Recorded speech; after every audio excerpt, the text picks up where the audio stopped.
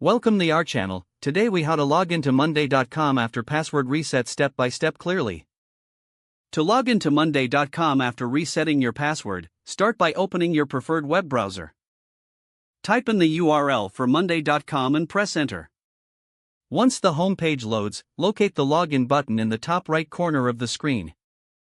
Click on the login button to proceed.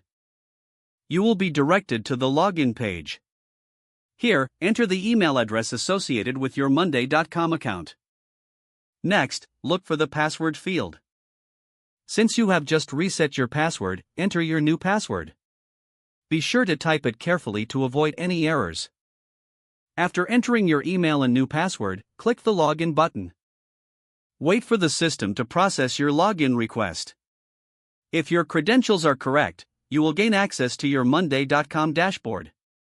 If you encounter an error message, double-check your email and password for accuracy. If issues persist, consider trying to reset your password again. Once successfully logged in, navigate through your boards and projects as needed. You are now ready to use monday.com with your new password.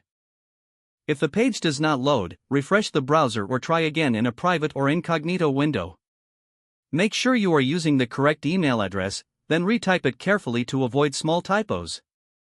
If your password is not accepted, use the reset option and create a new strong password you can remember. Check your spam folder for verification or security emails, then complete any requested confirmation steps. Enable two-factor authentication if available to improve account security and reduce unauthorized access risk. After signing in, review your profile details so your contact information and settings are accurate and current. If you see an error message, note it down and try again after restarting your device and internet connection. Log out when you finish, especially on shared devices, to keep your account and payment information secure.